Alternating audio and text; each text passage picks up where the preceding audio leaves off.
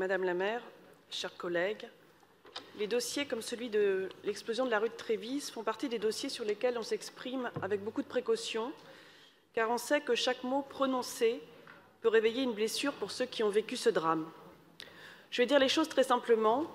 Je ne suis pas du tout expert de ce type de dossier. Ce sont les victimes qui m'y ont fait entrer, et quand j'ai commencé à discuter avec les victimes, il y a quelque chose qui m'a vraiment choquée.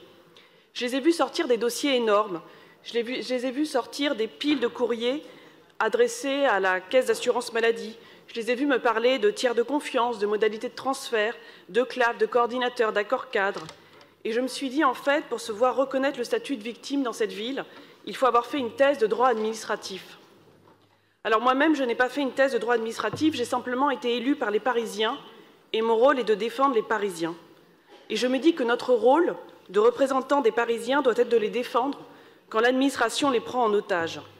Et dans le cas de l'explosion de la rue de Trévise, notre rôle aurait dû être de dire aux victimes « Concentrez-vous sur vos soins, concentrez-vous sur la prochaine opération, faites-vous accompagner pour vous reconstruire et tout le reste, on va s'en occuper ». Et au lieu de ça, on a laissé l'administration les enfermer dans un labyrinthe kafkaïen. Alors la question qui se pose aujourd'hui, c'est est-ce que cette délibération qui nous est soumise va permettre enfin de sortir du labyrinthe?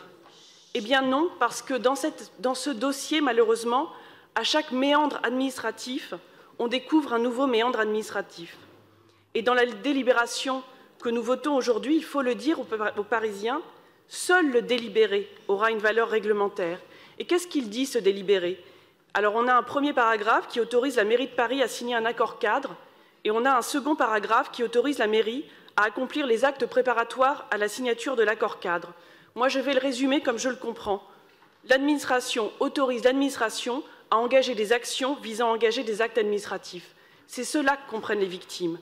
Et ces victimes, cela fait 3 ans qu'on leur dit que les choses avancent et qu'elles ne voient rien arriver. Cela fait 3 ans qu'on leur dit que leur dossier est en cours de traitement. Cela fait 3 ans qu'on leur dit qu'il faut être patient.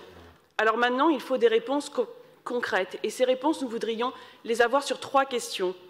D'abord, quels dommages seront indemnisés grâce à ces 20 millions d'euros quand la FENVAC a estimé le montant total des dommages à 200 millions d'euros, 150 pour les dommages matériels, 50 pour les dommages corporels.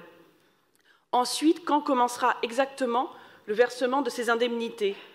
Enfin, les victimes recevront-elles l'intégralité de leur indemnité en un seul versement ou faudra-t-il encore attendre? Parce que cette histoire, c'est l'histoire d'une insupportable attente. Et cette insupportable attente, elle creuse chaque jour un peu plus les plaies des victimes de l'explosion de la rue de Trévise. Et cette insupportable attente, elle les empêche de guérir.